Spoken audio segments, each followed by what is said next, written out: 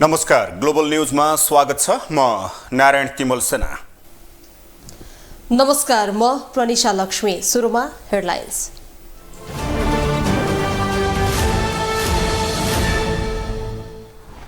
सांसद श्रेष्ठ प्रकरणबारे निर्णय गर्न राष्ट्रिय स्वतन्त्र पार्टीको बैठक जारी। 2 करोड मागेको अडियो सुनियोजित भएको ढाकारामको दाबी। संविधान नमान्ने दलहरूसँग मिलेर एमालेलाई दोष दिनु लज्जाको विषय भएको महासचिव पोखरेलको भनाई। नेपालमा दल भनेको कांग्रेस र एमाले मात्र भएको उल्लेख। 10 दिनभित्र प्रधान न्यायाधीश नियुक्त नगरे आन्दोलनमा उत्रने नेपाल बारको चेतावनी। सरकारले न्यायालयलाई नै हेपेको बार अध्यक्ष घिमिरेको आरोप। वित्तीय संस्थाका समस्यामाथि राजनीतिकरण गर्न नहुने सरकारवालाहरूको भनाई। ब्याज दरका कारणले मात्रै अर्थतन्त्रमा समस्या नआएको गभर्नरको टिप्पणी। र शहीद स्मारक ए डिभिजन लिगमा सङ्कटासँग एनआरटी पराजित। हिमालयन शेर्पाले एपीएफलाई 5-3 गोल अन्तरले हरायो।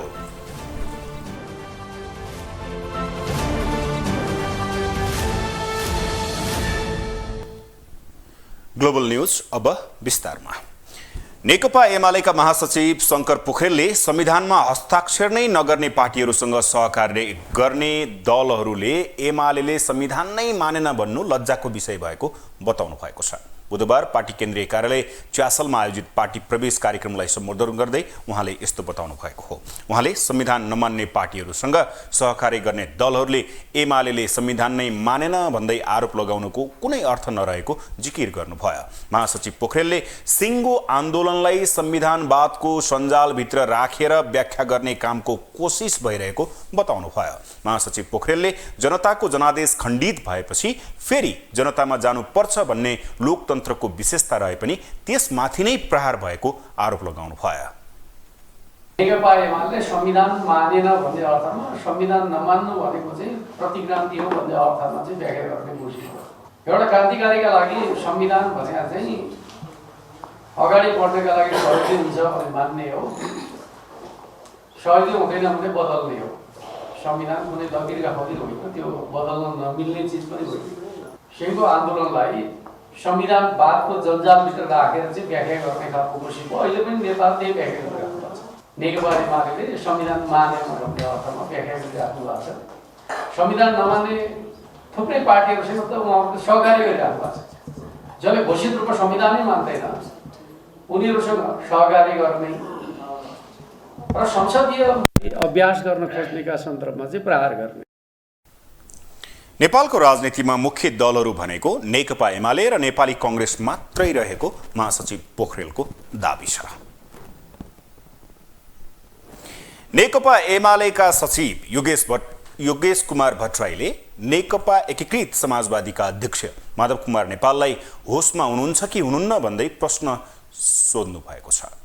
एमाले सांसद विघटनको दाउमा छ भन्दै अध्यक्ष नेपालको अभिव्यक्तिप्रति आपत्ति व्यक्त गर्दै भट्टराईले होसमा नभएको बताउनु भएको हो। नेकपा एमालेका सचिव योगेश कुमार भट्टराईले नेकपा एकीकृत समाजवादीका अध्यक्ष माधव कुमार नेपालले दिएको अभिव्यक्तिप्रति आपत्ति जनाएका छन्। अध्यक्ष नेपालले बुधबार सुनसरीको इनरुवामा एमाले संसद विघटन गरी मध्यावधि चुनावमा जाने दाउमा रहेको भन्दै दिएको अभिव्यक्तिलाई लिएर सचिव भट्टराईले आपत्ति व्यक्त गरेका हुन्। उनले अध्यक्ष नेपालको बोली शङ्कास्पद रहेको समेत भन्ने भएका छन्। अध्यक्ष नेपाल दुरुस्त भएर बोलेको जस्तो नलागेको भन्दै उनले होसमा हुनुहुन्छ कि हुनुहुन्न भनेर प्रति प्रश्न समेत गरेका छन्। एमाले प्रतिपक्षमा भएको भन्दै प्रतिपक्षमा भएको पार्टीले संसद विघटन गर्न नसक्ने भट्टराईको भनाइ थियो। मैले पनि भर्खर समाचारमै हेरेँ, पूर्व प्रधानमन्त्री माधव नेपालले एमालेबाट संसद विघटन हुनु लागेको छ, खबरदार सबै सचेत हौ भन्नुभएको छ होइन। मैले बुझेको माधव नेपाल कुनै त्यस्तो नचाहिँदो चिज सेवन गर्नुहुन्न। उहाँले मद्यपान धुम्रपानबाट अलिकति टाढा रहेको भन्ने नै मैले बुझ्छु माधव नेपाललाई। तर आजको उहाँको बोली हेर्दा अलिक शङ्कास्पद छ क्या। उहाँले आफू दुरुस्त भएर त्यो बोलेको जस्तो लाग्दैन।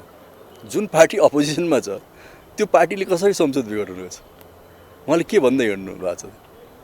सपना देख्नु भएको छ कि विपन्नमा हुनुहुन्छ कि होसमा हुनुहुन्छ कि हुनुहुन्न कि। यता अध्यक्ष नेपालले भने एमाले संसद विघटनको दाउमा रहेको भन्दै उसको सोचलाई पुर्याउन नदिने बताएका थिए। एमाले अध्यक्ष ओलीले विगतमा संविधान मिच्ने गरेको र अहिले पनि मिच्न उद्यत नै रहेको भन्दै संविधान मिच्ने कुरालाई आफूहरूले समर्थन गर्न नसक्ने अध्यक्ष नेपालको भनाइ थियो। संविधानमाथि कुठाराघात गर्ने प्रतिगमनका कुनै पनि कदमलाई हामी साथ दिन सक्दैनौँ। छलफल बहस गर्ने तयार छौँ। यही विचारिक कुरामा समानता भयो भने अनि मन र दिल पनि मिल्यो भने हामी मिलेर पनि जान पनि तयार पनि छौँ। अनि जेसँग त त्यस्तो पनि सम्भावना छैन। पछिल्लो समय नेकपा एकीकृत समाजवादीबाट शीर्ष तहका नेतादेखि कार्यकर्तासम्मले असन्तुष्टि जनाउँदै एमालेमा फर्किएकै समयमा एमालेप्रति नेपालले गरेको टिप्पणीलाई नेता नेपालको आक्रोशको रूपमा अर्थ्याउन सकिने विश्लेषण गर्न थालिएको छ। ग्लोबल टेलिभिजन एचडीका लागि सुदर्शन आचार्यको रिपोर्ट। राष्ट्रिय स्वतन्त्र पार्टीका सांसद डाक्टर ढाका कुमार श्रेष्ठले पार्टीलाई उपनिर्वाचनमा हराउन आफ्नो अडियो सार्वजनिक गरिएको बताउनु भएको छ। बुधबार पत्रकार सम्मेलन गरेर उहाँले 2 करोड मागेको अडियो सुनियोजित भएको दावी गर्नुभएको छ। उक्त अडियोमा सत्यता नरहेको र सम्पादन गरेर बनाएको जिकिर गर्नुभएको छ। श्रेष्ठको जवाफमाथि छलफल गरी निर्णय गर्न पार्टीको केन्द्रीय समितिको बैठक जारी छ। राष्ट्रिय स्वतन्त्र पार्टीका निलम्बित सांसद डाक्टर ढाका कुमार श्रेष्ठले औपचारिक धारणा राखेका छन्। बुधबार राष्ट्रिय स्वतन्त्र पार्टीको केन्द्रीय कार्यालय वसुन्धरामा पत्रकार सम्मेलन गर्दै श्रेष्ठले 2 करोड घुस रकमको बार्गेनिङ गरेको अडियो आफ्नो नभएको दावी गरे। श्रेष्ठले पार्टीलाई उपचुनावमा हराउन आफ्नो अडियो सार्वजनिक गरिएको र अडियोमा सत्यता नरहेको र एडिटिङ गरेर बनाएको जिकिर गरे। यो अडियो चाहिँ खास गरी अहिले मिडियामा जसले पनि जहाँ पनि जसरी पनि बनाउन सकिने एउटा मिडिया हो चाहिँ अडियो हो, एडिटिङ गर्न सकिन्छ। मेरो अहिले बोलेको यो भएछ चाहिँ फेरि अर्को तरिकाले मोडेर पनि एडिटिङ गराएर चाहिँ बाहिर ल्याउन सकिन्छ। यो अडियो चाहिँ खास अथेन्टिक होइन, व्हाट्सएपमा कुरा गरिएको भनेको छ। मेरा कुराहरू कहाँ कहाँबाट जोडेर चाहिँ अहिले यसरी मिडियामा आएको छ, यसमा यो प्रति म खेद प्रकट गर्न चाहन्छु। पत्रकार सम्मेलनमा 5 मिनट बोलेका श्रेष्ठले एकहोरो आफ्नो कुरा मात्रै राखे भने पत्रकारको प्रश्नको जवाफ दिएनन्। श्रेष्ठले आफू न्यायालयमा गइसकेको र क्लिन चिट लिएर फेरि आउने दावी गरे। श्रेष्ठले आफू राष्ट्रिय स्वतन्त्र पार्टीको साधारण सदस्य पनि नरहेको भन्दै आफ्नो कारणले पार्टीलाई परेको असरप्रति क्षमा समेत मागेका छन्। र अहिलेको चुनाव उपनिर्वाचनको लाई र म आफ्नै मान प्रतिष्ठालाई सबैलाई चाहिँ घात परेको हुनाले त्यसप्रति म एकदम क्षमा प्रार्थी छु। यो र म चाहिँ अहिले निलम्बित भएको एउटा हाम्रो पार्टीबाट निलम्बित भएको सदस्य पनि हो, सदस्यबाट पनि म चाहिँ बाहिर निस्किसकेका छु। र यो चाहिँ यसको लागि म पार्टीले दिएको मलाई अनुसन्धान गर्नको लागि दिएको चाहिँ यो निलम्बनको प्रक्रिया चाहिँ त्यसलाई म स्वागत योग्य ठानेको छु। र म हिजोबाट नै न्यायालय गइसकेका छु। म केही समयमा तपाईँहरू निश्चिन्त हुनु होला, मेरा शुभचिन्तक महानुभावज्यूहरू निश्चिन्त हुनुहोस्। म न्यायालय गएर मेरा सम्पूर्ण कुराहरू यो न्यायालयमा प्रश्न पारेर मेरो क्लिन चिट ल्याएर म तपाईँहरू मार्फत यसरी नै फेरि एउटा प्रेस मिट गर्नेछु। त्यति दिनको लागि धैर्य धारण गर्नु होला। सांसद ढाकाले आफू स्वास्थ्य मन्त्री बन्न रासपा सभापति रवि लामिछानेको कोर टिमले 2 करोड रुपियाँ माग गरेको र उक्त रकम सहयोग गरिदिन झापाका मेडिकल व्यवसायी दुर्गा प्रसाईलाई फोन गरेको अडियो आइतबार सार्वजनिक भएको थियो। त्योसँगै चितवनमा रहेका राष्ट्रिय स्वतन्त्र पार्टीका सभापति रवि लामिछानेले 70 घण्टामा सत्य तथ्य सार्वजनिक गर्ने अभिव्यक्ति दिएका थिए। ग्लोबल टेलिभिजन एचडीका लागि क्यामेरामा गणेश पूर्व छाने मगरका साथमा विनोद विक्रम भण्डारी, काठमाडौँ। राष्ट्रिय जनमोर्चाका अध्यक्ष चित्रबहादुर केसीले विदेशी नागरिकहरूले नेपालमा पार्टी खोलेर सञ्चालन गर्न थालिसकेको बताउनु भएको छ।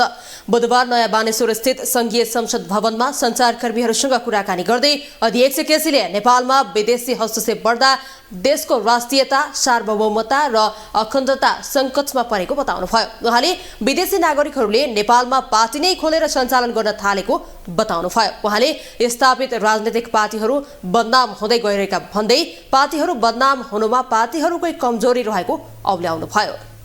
अखण्डता अहिले पनि सङ्कटमा छ। विदेशीहरूको हस्तक्षेप खुलेआम बढेको छ।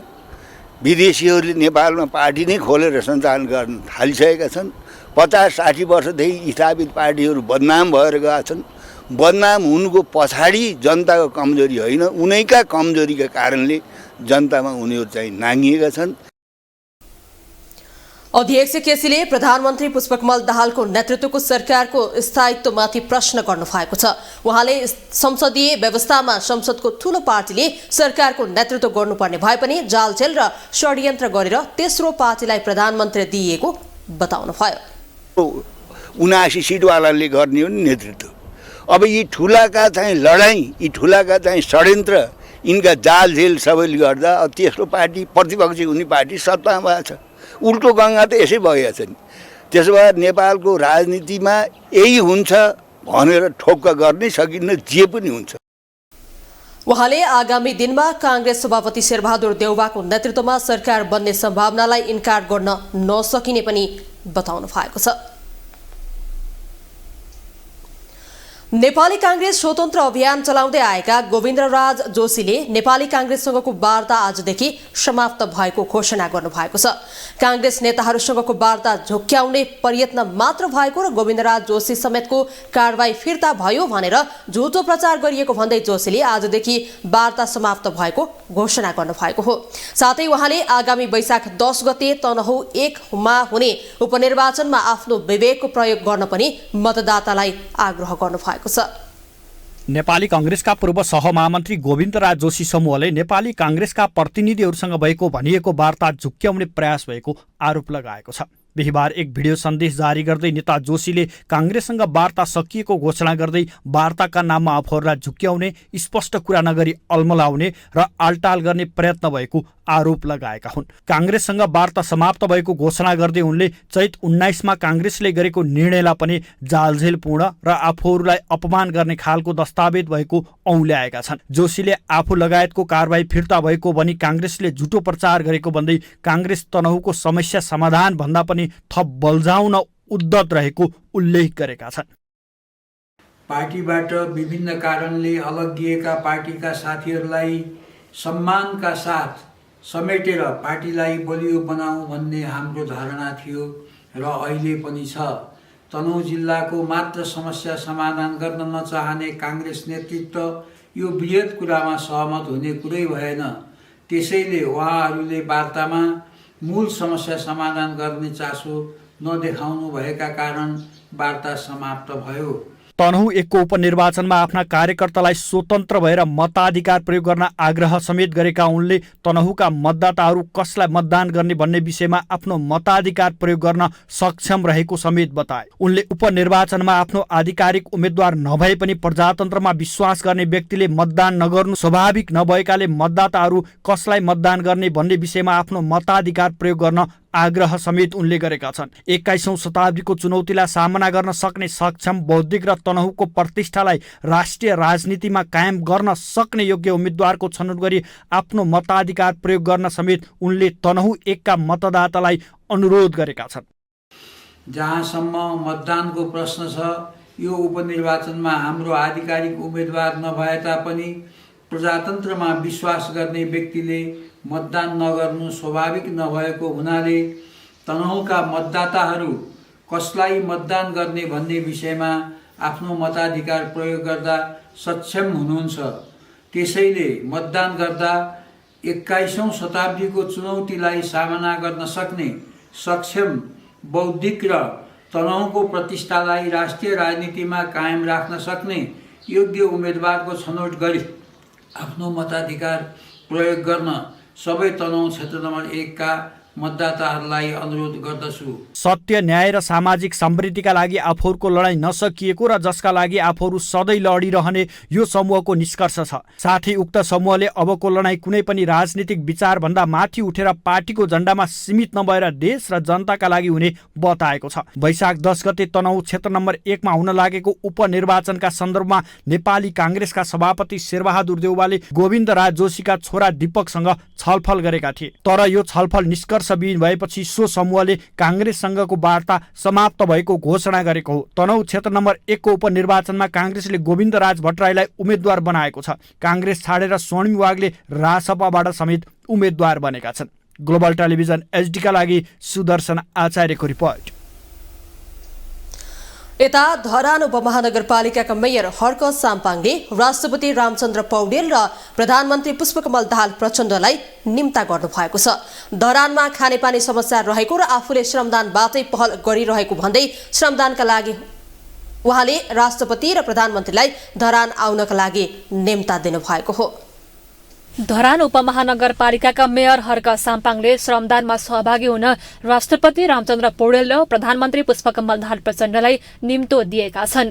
राष्ट्रपति र प्रधानमन्त्रीलाई पत्र लेख्दै उनले खानेपानीका लागि भइरहेको जनश्रमदानको स्थलगत अवलोकन र सहभागिताका लागि निम्तो गरेका हुन्। शीतल निवास र बालुवाटारलाई सम्बोधन गरेर लेखिएको पत्रमा मेयर साम्पाङले दशकौं पहिलेदेखि खानेपानीको समस्या भोग्दै आएको यथार्थ अनुरोध गर्दै हाल खानेपानीको समस्या आपूर्तिको अवस्था र समस्या समाधानका निम्ति चलिरहेको श्रमदान अभियानको स्थलगत अवलोकन र सहभागिताका लागि अनुरोध गरेका हुन्।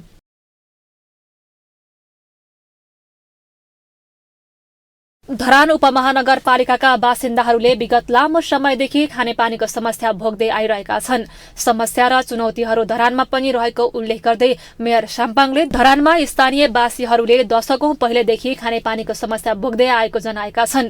केही दिन अघि धरानमा देखिएको खानेपानी समस्याको दीर्घकालीन समाधानको खोजी गर्दै मेयर हर्क साम्पाङ नेतृत्वको टोली काठमाडौँसम्म नै आइपुगेको थियो। काठमाडौँमा रहँदा प्रधानमन्त्री पुष्पकमल दाहाल प्रचण्डदेखि विभिन्न मन्त्रालयमा पुगेर धरानका समस्या उजागर गर्दै समाधानका लागि आग्रह गरेका उनले काठमाडौँ महानगरपालिकाका मेयर बालेन्द्र शाहलाई समेत भेटेर अब तिक्तता होइन मिलेर जाने प्रतिबद्धता समेत जनाएका थिए।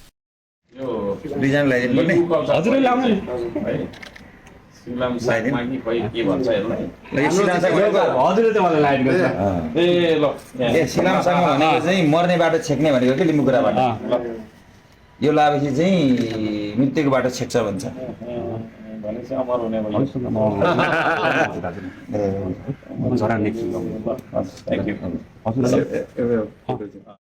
सामाजिक अभियन्ता हुँदै गत स्थानीय तहको निर्वाचनमा जित हासिल गर्दै मेयर बनेका हर्क साम्पाङले आफूले नेतृत्व सम्हालेदेखि नै धरानलाई सफा सुन्दर र धरानका स्थानीय बासिन्दाहरूका लागि सदैव राम्रो बनाउने अभियानमा लाग्ने गरेका छन्। मेयर साम्पाङले सार्वजनिक रूपमा उच्च पदस्थ व्यक्तिहरूलाई ढुङ्गा बोक्न धरानमा आग्रह गर्दै आएका छन्।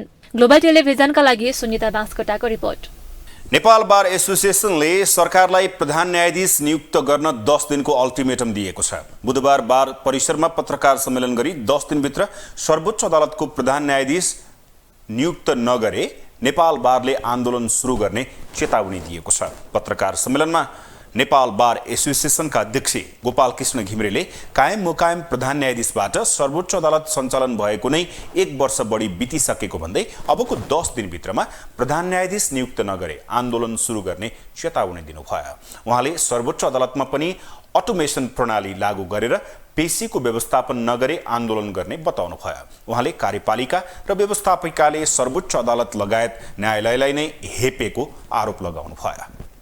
तर हामी 7 देखि 10 दिन हेर्छौँ। अब यदि 7 देखि 10 दिन बिचमा यो समस्या समाधान भएन भने, यसतर्फ कुनै जागरुकता देखाइएन भने म सम्मानित सर्वोच्च अदालतलाई पनि यो कुरा भन्न चाहन्छु।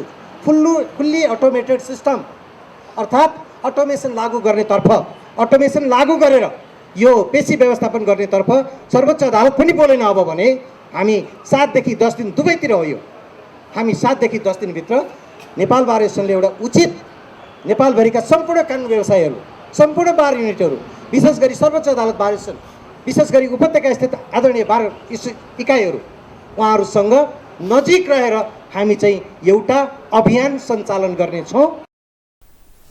पत्रकार सम्मेलनमा सर्वोच्च अदालत बार एसोसिएसनका अध्यक्ष हरिशंकर निरौलाले कानुन बमोजिम अविलम्ब प्रधान न्यायाधीश नियुक्त गर्न माग गर्नुभयो।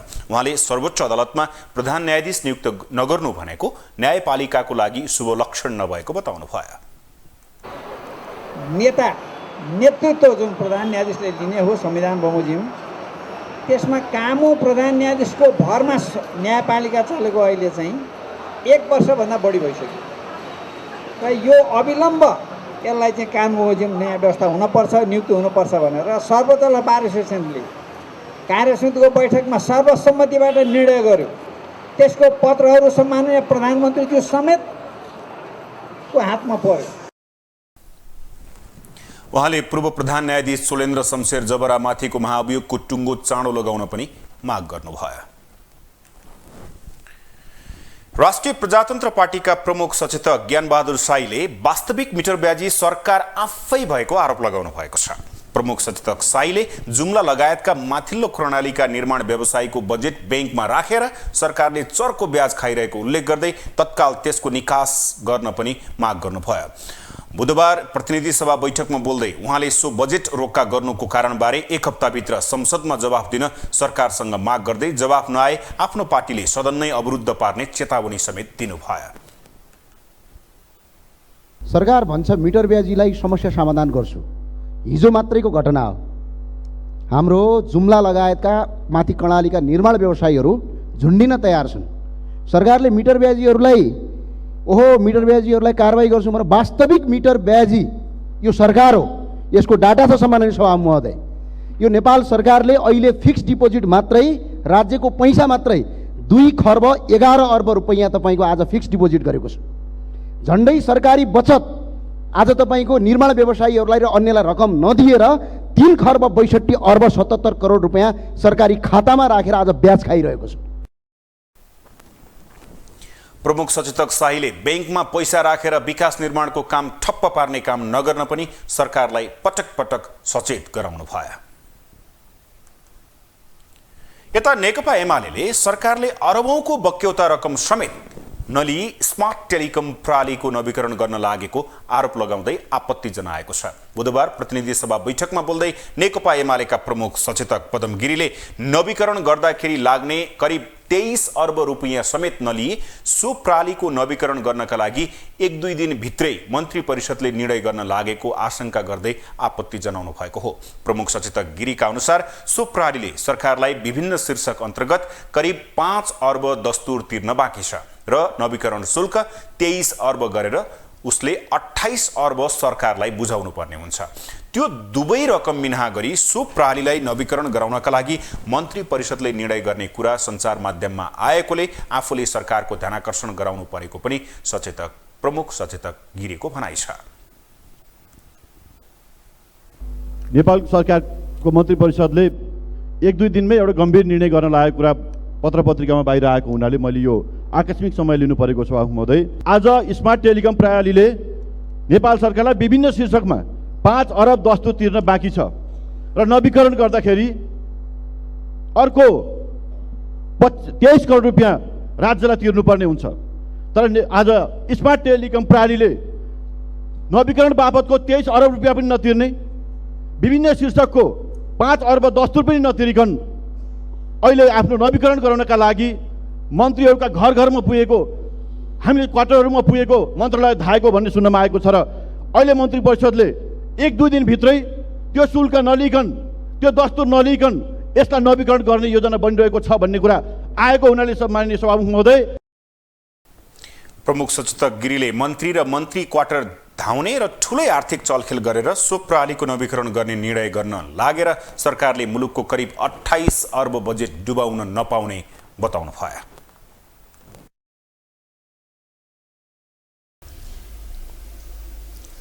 अब इकोनोमिक न्यूज।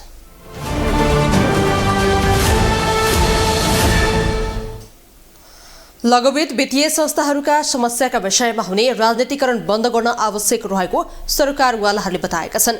लघुवित्त वित्तीय संस्थाहरूमा आएका समस्याहरूलाई समाधान गर्नुको सट्टा राजनीतिक फाइदाको लागि राजनीतिकरण गर्न नहुने उनीहरूले बताएका हुन्। लघुवित्त वित्तीय संस्थाहरूका समस्याका विषयमा हुने राजनीतिकरण बन्द गर्नुपर्नेमा सरकारवालाहरूले जोड दिएका छन्। समस्याहरूलाई समाधान गर्नुको सट्टा राजनीतिक फाइदाका लागि राजनीतिकरण गर्न नहुने उनीहरूको टिप्पणी छ। लघुवित्त वित्तीय संस्थाहरूमा आएका विविध समस्याहरूको सुधार गर्न राष्ट्र बैंकले अग्रसरता लिनुपर्ने आवश्यकता रहेको उनीहरूको बुझाइ छ। लघुवित्तहरूले एउटै ऋणीलाई मापदण्ड भन्दा बढी कर्जा प्रवाह गर्ने गरेकाले पनि समस्यामा आएको उनीहरूको भनाइ छ।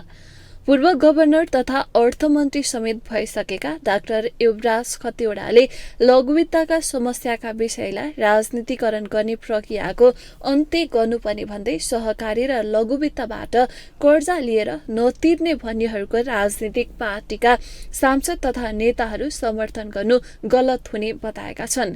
ऋण लिएर पैसा नपर्ने अभियान चलाउने अराजक तत्त्वहरूलाई सरकारले कारबाही गर्नुपर्ने खतिवड़ाको भनाइ थियो। साथै डाक्टर खतिवड़ाले लघुवित्तहरूले सञ्चार र संवादको रणनीति पनि परिवर्तन गर्नुपर्ने बताएका छन्। मैले 6वटा प्रदेश सभाका प्रदेश सभासदहरूसँग अन्तर्क्रिया गरेर अस्ति 15 दिनको बिचमा 6वटा प्रदेशमा मैले अन्तर्क्रिया गरेका छु र प्रत्येक अन्तर्क्रियामा मैले सहकारी र लघुवित्तको ऋण मिनाहा गर्नुपर्छ या के गर्नुपर्छ भन्ने प्रश्नहरू उठिरहँदा यो गलत बाटोमा हिँड्नु हुँदैन, यसलाई राजनीतिकरण नगरौँ भनिरहेको छु। यो जिम्मेवारी सरकारको व्यक्तिहरूले पनि लिएको हिजो आज चाहिँ मैले सुन्न थालेको छु। तर हामी सबै राजनीतिक कर्मीहरूले यसलाई नचाहिँदै राजनीतिकरण गर्ने प्रक्रिया भोलिबाट बन्द गराउनुपर्छ, यो पहिलो कुरा हुन्छ। त्यस्तै नेपाल राष्ट्र बैंकका गभर्नर महाप्रसाद अधिकारीले लघुवित्त वित्तीय क्षेत्रमा मसिनो ढंगले सुधार गर्नुपर्ने अवस्था आएको बताएका छन्। राष्ट्र बैंकले लघुवित्त क्षेत्रको सुधारका लागि उच्च स्तरीय समिति बनाएर लगेको भन्दै उनले लघुवित्तहरूको वर्तमान महत्व लघुवित्त कमर्सियल बैंकको रूपमा जान हुने थियो वा थिएन भन्ने विषयमा अध्ययन गरेर समस्या समाधान गर्ने विषयमा राष्ट्र बैंक अघि बढ्ने बताएका छन्। साथै उनले पछिल्लो समय लघुवित्त वित्तीय क्षेत्रमा अराजक प्रविधि देखिएको पनि बताएका छन्। लघुवित्त लिस्टेड पनि भएको कारणले अब लिस्टिङ किन भयो कसो भयो भन्ने कुरा अहिले क्वेसन उठाउने कुरा होइन, फेरि क्यापिटल मार्केटतिर गाँसिया विषय हुन्छ। त्यसलाई चाहिँ अलिकति कसरी सुधार गर्ने र यो लघुवित्तको खास स्कोप कस्तो के हुनु पर्थ्यो, रियल ग्रामीण ब्याङ्किङको उसबाट एक खालको सोसियल ब्याङ्किङको उसबाट कमर्सियल ब्याङ्किङ जान आवश्यक थियो थिएन र यसलाई सुधार गर्ने उपायहरू के हुन सक्छन् त्यो डाइरेक्सनमा रिपोर्ट हामी पाउनेछौँ। त्यसैगरी बैंक तथा वित्तीय संस्था परिसंघका अध्यक्ष पवन गोल्यानले बैंक तथा वित्तीय संस्थाका कर्मचारीको मनोबल कम भएको बताएका छन्। लघुवित्तहरूमा लगानी गरेको रकम उठाउन नसक्ने अवस्थामा सिर्जना हुनु अमानवीय र कानून विपरीत रहेको उनको भनाइ छ। जुन अहिले अराजकताको स्थिति छ, हातपात हुने स्थिति छ, लगानी गरेको पैसा उठाउनै नपाउने जस्तो स्थिति सृजना भएको छ, यो अमानवीय र कानुन विरुद्धको जुन काम भइरहेको छ, यो सङ्गठित हिसाबले जुन भइरहेको छ, यसको लागि त सम्माननीय प्रधानमन्त्रीज्यूले आफैले यो असहनीय छ, यसलाई चाहिँ हामी हुन दिँदैनौँ। हिजो गृह सचिवले पनि यो कुराको लागि एकदमै उहाँले चाहिँ अठोटै गरेर भन्नुभएको छ। तर यसले गर्दाखेरि कर्मचारीहरूको जुन मनोबल खस्केको छ, यसलाई उठाइदिनको लागि पनि मैले तपाईँहरूलाई अनुरोध गर्न चाहन्छु। यो किनभने अल्टिमेटली ब्याङ्क वित्तीय संस्था पैसा कमाउनको लागि मात्रै होइन, हाम्रो ग्राहकलाई जोगाउनु पनि त्यतिकै आवश्यक छ। निर्वाचनको बेलामा राजनीतिकरण गर्नका लागि बैंक तथा वित्तीय संस्थाहरूप्रति आक्रमण भइरहेको सरोकारवालाहरूको भनाइ छ। त्यसैले बैंक तथा वित्तीय संस्थाहरूप्रतिको आक्रमणलाई सबै मिलेर समाधान गर्दै छोडिएका भ्रमलाई निस्तेज पार्न जरुरी देखिन्छ।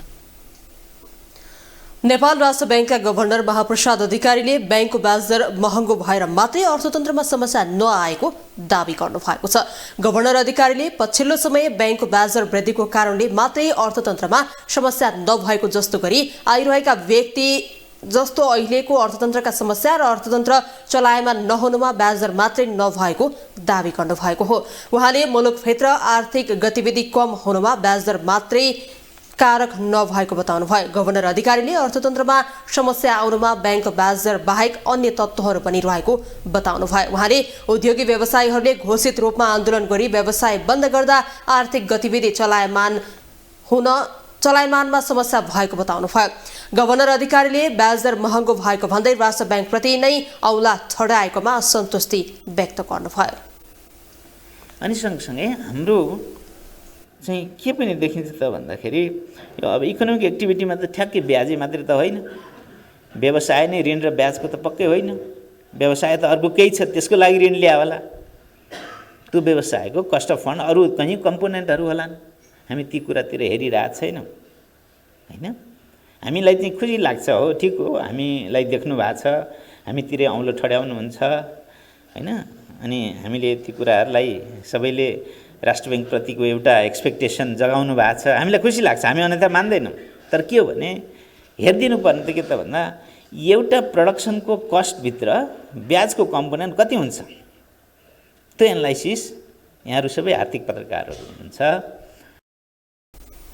गभर्नर अधिकारीले अहिले तरलता केही सहज भए पनि जनताले यसको अनुभूति गर्न नपाएको स्वीकार गर्नुभयो।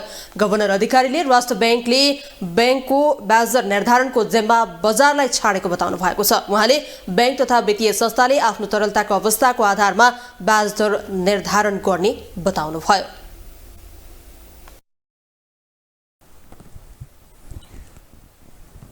देशको अर्थतन्त्र सङ्कटको डिलैमा पुगेको विश्लेषण भइरहेका बेला नेपाल राष्ट्र ब्याङ्कले भने अर्थतन्त्रको बाह्य क्षेत्रमा सुधार आएको दाबी गरेको छ। राष्ट्र ब्याङ्कले सार्वजनिक गरेको देशको वर्तमान आर्थिक तथा वित्तीय स्थिति विषयक प्रतिवेदनले अर्थतन्त्रको बाह्य क्षेत्रमा निकै सुधार भएको देखाएको छ। तर अर्थतन्त्रको आन्तरिक क्षेत्र भने अझै पनि समस्यामा छ। देशको वर्तमान अर्थतन्त्रमा एकपछि अर्को गर्दै निराशाका खबरहरू आइरहेका बेला पछिल्लो समय अर्थतन्त्रको बाह्य क्षेत्रमा सुधार आएको छ। नेपाल राष्ट्र ब्याङ्कले सार्वजनिक गरेको देशको वर्तमान आर्थिक तथा वित्तीय स्थिति विषयक प्रतिवेदनले अर्थतन्त्रको बाह्य क्षेत्रमा निकै सुधार भएको देखाएको छ। गत आर्थिक वर्ष 2078-79 को सुरुदेखि नै निकै दबावमा रहेको अर्थतन्त्रको बाह्य क्षेत्र अहिले निकै सहज अवस्थामा आइपुगेको राष्ट्र ब्याङ्कको दाबी छ। गत साउन भदौदेखि सुधार देखिन थालेको बाह्य क्षेत्र फागुन मसान्तसम्म आउँदा सहज अवस्थामा आएको राष्ट्र ब्याङ्कले बताएको छ। फागुनसम्म आउँदा बाह्य क्षेत्रका सूचकहरू विदेशी मुद्रा सञ्चिति, सुधान्तर स्थिति, विप्रेषण, आम्दानी लगायतमा उल्लेखनीय प्रगति देखिएको गभर्नर महाप्रसाद अधिकारीले बताए। गत आर्थिक वर्षको फागुन मसान्तसम्म कुल विदेशी मुद्रा सञ्चिति 9 अर्ब 58 करोड डलर रहेको थियो। तर चालु आर्थिक वर्षको फागुन मसान्तसम्म आउँदा त्यो 10 अर्ब 69 करोड डलर पुगेको छ। त्यसले 10.9 महिनाको वस्तु आयात र 9.4 महिनाको वस्तु तथा सेवा आयात धान्न पुग्ने प्रतिवेदनमा उल्लेख छ। ब्याङ्किङ प्रणालीतर्फ तरलतामा पनि गत सालको दाँजोमा प्रचुर मात्रामा सुधार भएको छ। त्यति सुधार हुँदाहुँदै पनि ब्याज दरहरू केही माथि रहेका छन् र ब्याज दरको ट्रेन्ड यहाँले हेर्नुभयो भने माघ मसान्तमा कर्जाको औसत ब्याज दर जति थियो फागुन मसान्तमा पनि त्यही रहेको छ। तर बेस रेट र निक्षेपको औसत ब्याज दर भने घट्ने ट्रेन्डमा आएको छ फागुनदेखि। बाह्य क्षेत्रका सूचक हेर्दा अर्थतन्त्रको बाह्य क्षेत्र निकै सहज अवस्थामा आइसकेको देखिएको भए पनि आन्तरिक अर्थतन्त्र भने अझै दबावमा रहेको राष्ट्र ब्याङ्कले बताएको छ। समीक्षा अवधिमा नेपालको निर्यात पनि 29.1%ले घटेर 1 खर्ब 4 अर्ब 80 करोड रुपैयाँमा सीमित भएको छ। जबकि गत आर्थिक वर्षको सोही अवधिमा निर्यात 82.9% बढेको थियो। सरकारले चालु आर्थिक वर्षमा मुद्रास्फीति 7% भित्र कायम राख्ने लक्ष्य लिएको छ। तर फागुनमा त्यो 7.44% रहेको छ। यद्यपि पछिल्लो समय मुद्रास्फीति घट्दो क्रममा छ। राष्ट्र बैङ्कका अनुसार गत माघमा मुद्रास्फीति 7.88% थियो। गत कार्तिकसम्म मुद्रास्फीति 8% भन्दा माथि थियो। यसरी बाह्य क्षेत्रमा सहज देखिए पनि अर्थतन्त्रको आन्तरिक क्षेत्र अझै पनि समस्यामा छ। धेरै चाहिँ हामी नेगेटिभै हामी देख्छौँ। जस्तो एक्सटर्नल सेक्टरमा जाने हो भनेदेखि के अरे ट्रेड ब्यालेन्स भन्ने हो भनेदेखि हाम्रो एक्सपोर्ट इम्पोर्टको ब्यालेन्स हेर्ने हो भनेदेखि अब अघिल्लो वर्ष 1700 अरबको हाराहारीमा हामीहरूको व्यापार घाटा चाहिँ थियो। अब अहिले पनि हाम्रो 7 महिनाको मा पनि हेर्ने हो भनेदेखि लगभग 850 अरब जसोको हामीहरूको व्यापार घाटा चाहिँ छ। अब त्यो भनेको हामीहरूको हामीको इकोनोमीको साइज त्यो भनेको के भन्दाखेरि ग्रस डोमेस्टिक प्रोडक्ट जिडिपी कति उत्पादन हुन्छ त्यसको लगभग 35% जसो त हामीहरूको व्यापार घाटा चाहिँ छ। अब त्यसलाई एक्सपोर्टतिर हेर्ने हो भनेदेखि अहिले हामीहरूको यो 7 महिनाको डेटा हेर्ने हो भनेदेखि अहिले नेगेटिभ ग्रोथ चाहिँ छ। नेगेटिभ ग्रोथ चाहिँ छ र अहिले चाहिँ मात्रै 90-92 अरबको हामी एक्सपोर्ट गरेका चाहिँ छौँ, जबकि हामीहरूको पेट्रोलियमको इम्पोर्ट मात्रै पनि 175 अरबको चाहिँ छ। सरकारले समेत अर्थतन्त्र सुधार आउन थालेको बताइरहेको छ, तर आन्तरिक स्रोतले साधारण खर्च समेत धान्न मुस्किल हुने अवस्था देखिएको छ। चालु आर्थिक वर्षको लक्ष्य अनुसार राजस्व सङ्कलन हुन सकेको छैन। राष्ट्रिय पुँजी निर्माणमा महत्त्वपूर्ण मानिने विकासे बजेट समेत खर्च हुन सकेको छैन। तर वैशाखदेखि निक्षेपको ब्याज दर एकल बिन्दुमा ल्याउन बैंकर तयार भएको र बैंकमा पर्याप्त तरलता रहेका कारण कर्जाको ब्याज दर समेत घट्ने भने देखिएको छ। ग्लोबल टेलिभिजनका लागि क्यामेरामा नरेश मोक्तानका साथमा कैलाश कठायत, काठमाडौँ। अब पालो ग्लोबल भोइसको।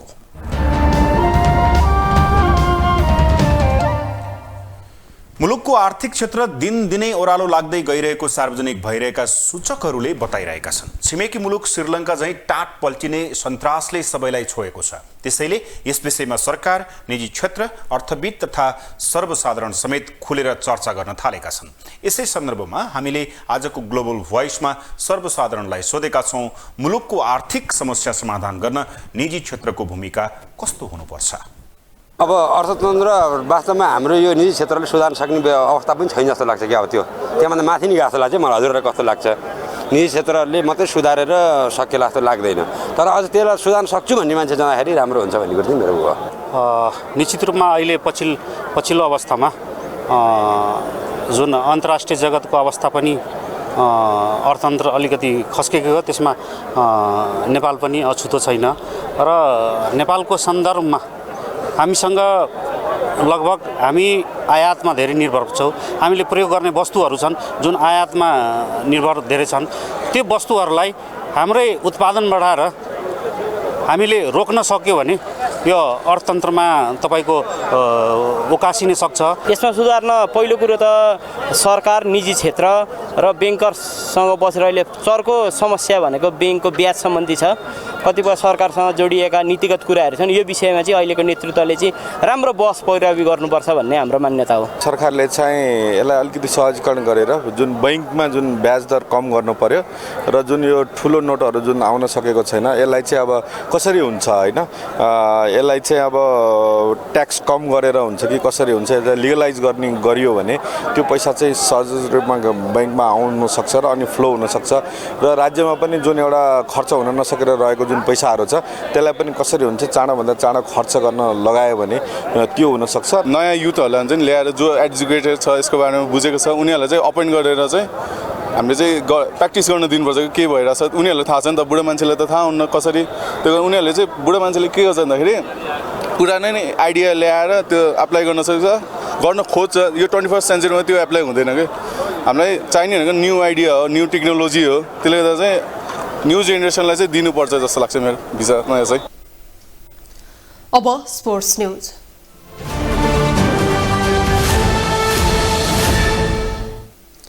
शहीद स्मारक ए डिभिजन लिग फुटबलमा सङ्कटा क्लबले न्युरोड टिम एनआरटीलाई हराएको छ। त्रिपुरेश्वर स्थित दशरथ रङ्गशालामा बुधबार सङ्कटाले एनआरटीलाई 2-1 गोल अन्तरले हराएको हो। खेलको 22औं मिनेटमा जुनियर एनकेन गुयेले गोल गर्दै सङ्कटालाई सुरुवाती अग्रता दिलाएका थिए। खेलको 37औं मिनेटमा मनिष डाङ्गीले गोल गर्दै सङ्कटालाई 2-0 को अग्रता दिलाए। त्यसपछि खेलको 62औं मिनेटमा एनआरटीका निकोलस सेर्जी सङले गोल गरे पनि सङ्कटा 2-1 ले विजयी भयो। सङ्कटाको यो तेस्रो जित हो। सङ्कटाले 8 खेलमा 12 अङ्कसहित 7औं स्थानमा उक्लिएको छ। एनआरटीले 8 खेलमा 6 अङ्क जोडेको छ। यस्तै लिग अन्तर्गत बुधबार भएको अर्को खेलमा शहीद स्मारक ए डिभिजन लिग फुटबलमा हिमालयन शेर्पा क्लबले एपीएफलाई 5-3 गोल अन्तरले हराएको छ। हिमालयनको यो दोस्रो जित हो। हिमालयन 8 खेलमा 9 अङ्क जोडेर 10औं स्थानमा उक्लिएको छ। एपीएफको यो तेस्रो हार हो।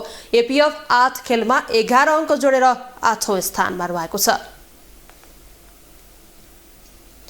ग्लोबल न्यूजको अन्तिम हेडलाइन्स पुनः एकपटक।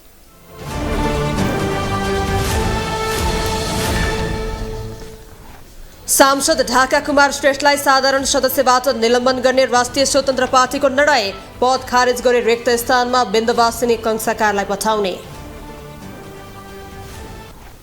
संविधान नमान्ने दलहरूसँग मिलेर एमालेलाई दोष दिनु लज्जाको विषय भएको महासचिव पोखरेलको भनाई। नेपालमा दल भनेको कांग्रेस र एमाले मात्र भएको उल्लेख।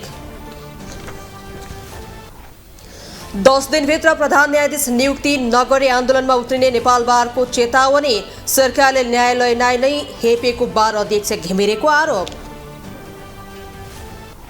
वित्तीय संस्थाका समस्यामाथि राजनीतिकरण गर्न नहुने सरकारवालाहरूको भनाई। ब्याज दरका कारणले मात्रै अर्थतन्त्रमा समस्या नआएको गभर्नरको टिप्पणी।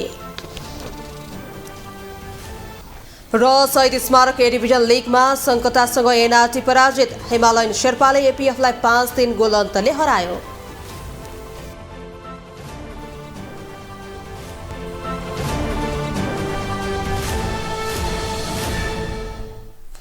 हवस् त ग्लोबल न्यूज अहिलेलाई यति नै। ग्लोबल टेलिभिजन तपाईँ फेसबुक तथा युट्युबमा पनि प्रत्यक्ष हेर्न सक्नुहुनेछ। ग्लोबल टेलिभिजन हेर्दै गर्नुहोला। नमस्ते।